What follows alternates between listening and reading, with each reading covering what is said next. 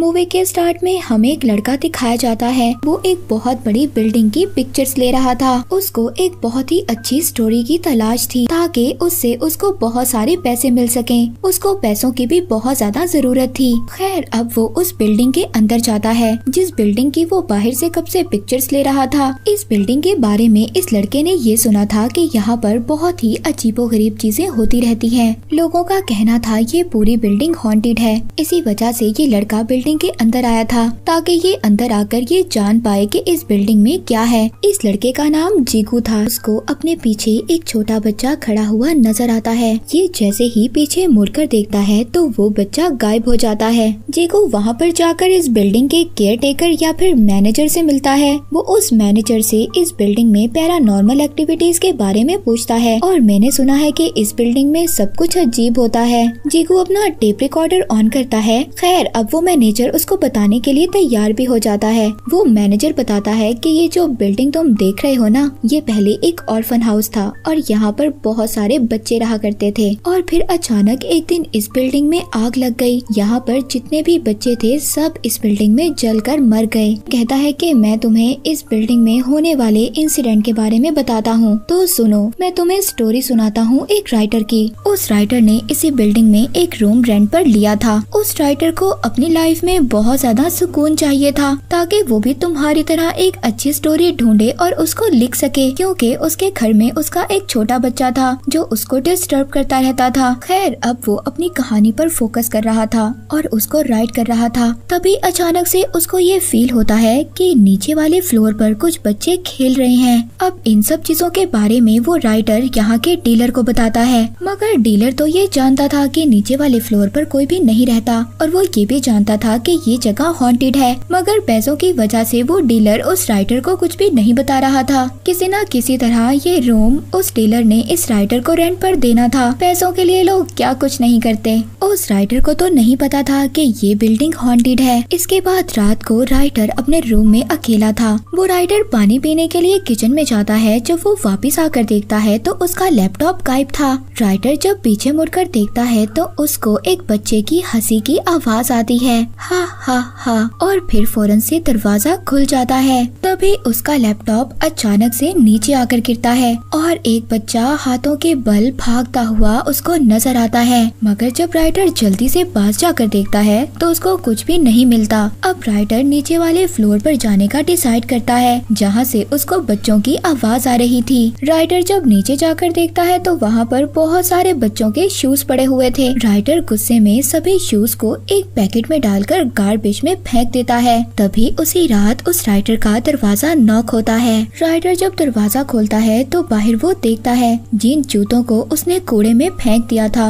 वो जूते दोबारा से उसके रूम के बाहर पड़े थे। फिर दोबारा से राइटर का दरवाजा नॉक होता है। राइटर जब अपने दूसरी साइड पर देखता है तो उसको वही जले हुए बच्चे दिखाई देते हैं। राइटर बहुत ज्यादा डर जाता है और नीचे गिर जाता है। उन जले हुए बच्चों की सोल्स रूहें उल्टी लटकी हुई थी जो कि उस राइटर को वहीं पर मार देती हैं। कहानी दोबारा से प्रेजेंट में आती है जीकू पर। जीकू अब उस मैनेजर से पूछ रहा था कि एंड में उस राइटर का क्या हुआ। इस बात पर उस बिल्डिंग का मैनेजर जीकू से कुछ भी नहीं कहता। वो बहुत ही वियर्ड बात करता है। कहता है कि तुम मुझे अपने बारे में कुछ बताओ। और जीकू को यहाँ पर मैनेजर एक बात कहता है कि हमें हमेशा इस बात का ख्याल रखना चाहिए कि हम किसको अपना बना रहे हैं। मैनेजर जीकू से कहता है कि अच्छा चलो मैं तुम्हें एक और स्टोरी सुनाता हूँ। जीकू को दरअसल एक हॉन्टेड एक हॉरर स्टोरी चाहिए थी जो बहुत ज्यादा अच्छी हो, अदरवाइज उसकी जॉब जा सकती थी। दूसरी कहानी वो मैनेजर जीकू को सुनाता है। ये कहानी एक फार्मासिस्ट लड़की की थी जो बहुत ज्यादा प्यारी थी।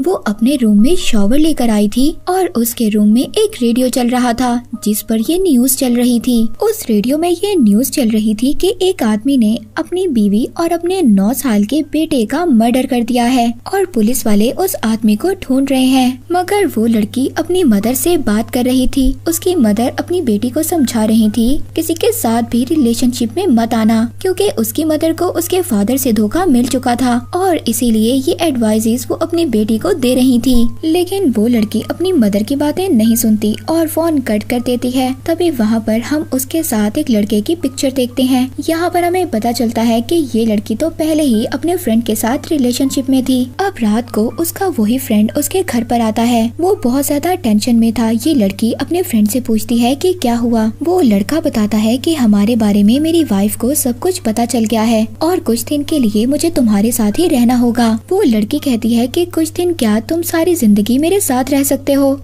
अब नेक्स्ट डे जब वो लड़की अपने काम पर जा रही थी तभी तो पुलिस वाले उसके पास आते हैं। तो पुलिस वाले इस लड़की को इसी के फ्रेंड की पिक्चर दिखा कर ये पूछ रहे थे कि क्या तुम इस लड़के को जानती हो, इसने अपनी वाइफ और अपने बेटे का मर्डर कर दिया है। ये सुनकर ये लड़की जल्दी से अपने घर जाती है और अपने फ्रेंड को आवाज देने लगती है। और यहाँ पर हमें ये भी पता चलता है जो न्यूज स्टार्टिंग में रेडियो पर चल रही थी वो इसी के फ्रेंड की चल रही थी। अब जब ये लड़की अपने घर के अंदर आती है तो यहाँ पर इसका फ्रेंड शॉवर ले रहा था। ये लड़की कहती है कि पुलिस को सब कुछ पता चल गया है, हमें जल्दी यहाँ से निकलना होगा वरना पुलिस तुम्हें पकड़ लेगी। वो उसका फ्रेंड बार बार यही कह रहा था कि किसी को कुछ भी मत बताना। और तभी यहाँ पर उस लड़की के दरवाजे पर कोई नॉक करता है। जब वो देखती है तो बहुत ज्यादा हैरान हो जाती है। उसके रूम के बाहर उसका फ्रेंड था। वो ये देखकर बहुत ज्यादा डर जाती है कि अगर उसका फ्रेंड बाहर है तो अंदर शॉवर कौन ले रहा है। अब वो लड़की अपने रियल फ्रेंड को घर के अंदर बुलाती है और उसको इशारा कर कर वॉशरूम की तरफ दिखाती है कि अगर तुम यहाँ पर हो तो अंदर कौन है।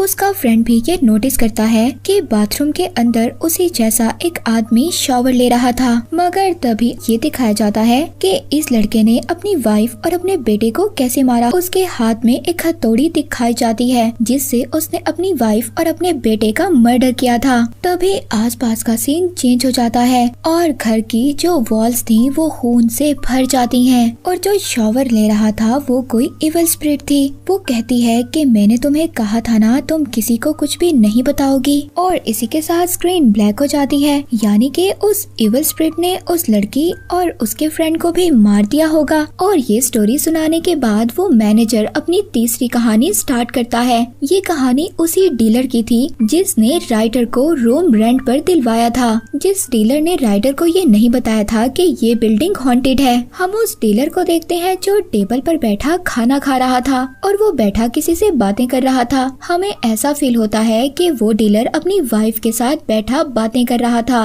मगर जैसे ही हम उस इंसान को देखते हैं जिसके साथ डीलर बैठा बातें कर रहा था, वो इंसान उसकी वाइफ नहीं थी बल्कि एक डॉल थी। वो सिर्फ एक डॉल थी जिसको डीलर अपनी वाइफ की तरह रख रहा था। नेक्स्ट डे डीलर फोन पर बात कर रहा था तभी वहाँ पर हम एक रैप हुई डेड बॉडी देखते हैं। ये डेड बॉडी उसी डीलर की वाइफ की थी। इस डीलर ने अपनी वाइफ की डेड बॉडी को प्लास्टिक में रैप कर कर रखा हुआ था। इस डीलर ने अपनी वाइफ को ही मार दिया था। ये डीलर या तो मेंटली डिस्टर्ब था या इसके साथ कुछ और था। वो एक डॉल को अपनी वाइफ की तरह रखने लगा था। अब उस डीलर को ये लगता है कि शायद उसके सिंक से पानी बाहर आ रहा है जो बहुत ज्यादा गंदा था। तभी वो डीलर जब पीछे मुड़ता है तो देखता है उसकी वाइफ की डेड बॉडी गायब थी। और जब वो सिंक में देखता है तो उस लाश का हाथ सिंक से बाहर निकलता है। वो नल को बंद कर देता है, यानी कि टैप को ऑफ कर देता है। और ये देखकर उस डीलर की हालत बहुत ज्यादा खराब हो जाती है।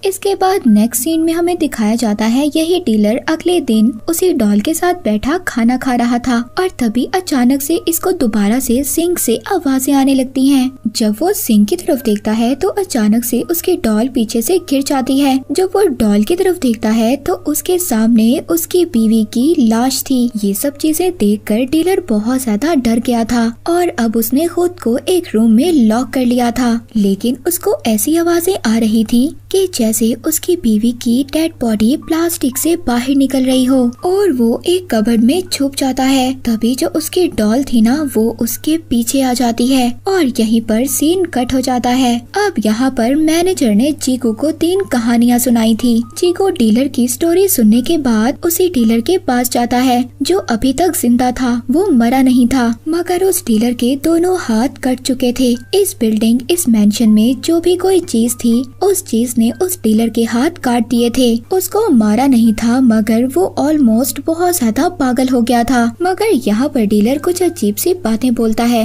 वो कल्ट के बारे में बोलता है, कुछ चर्च के बारे में बोलता है, मगर जीगू को डीलर की बातें कुछ समझ नहीं आती। जीगू अब ये तीनों स्टोरीज लेकर अपने पब्लिशर के पास जाता है। जीगू का पब्लिशर कहता है, देखो कहानियाँ तो बहुत ज्यादा अच्छी हैं और बहुत ज्यादा हॉरर भी हैं, मगर तुम्हें इस कहानियों को और ज्यादा बड़ा करना होगा जिससे ऑडियंस का इंटरेस्ट बढ़ेगा और तुम्हें पैसे मिलेंगे। जीगू को पैसों की भी जरूरत थी, तो अब वो दोबारा से उसी बिल्डिंग के अंदर जाता है, उसी मैनेजर के पास। वो उस मैनेजर के पास आकर कहता है कि मुझे और ज्यादा स्टोरी सुनाओ, मुझे और ज्यादा कहानियाँ चाहिए। वो मैनेजर हंसकर कहता है कि तुम्हें अभी भी ये कहानियाँ थोड़ी लग रही हैं, तो तुम्हें इस मेंशन से चले जाना चाहिए क्योंकि यहाँ पर सिर्फ यही कहानियाँ थी। मगर जीगू को अब मैनेजर पर गुस्सा आ गया था। सुनो मेरी बात, तुम्हें मुझे कहानियाँ सुनानी होंगी। यहाँ पर जितने भी इंसिडेंट हुए हैं तुम्हें मुझे उनके बारे में बताना होगा और इसके लिए मैं कुछ भी देने के लिए तैयार हूँ। वो अपना रिकॉर्डर निकालता है और मैनेजर से स्टोरी सुनता है। वो केयर टेकर यहाँ पर हंसने लगता है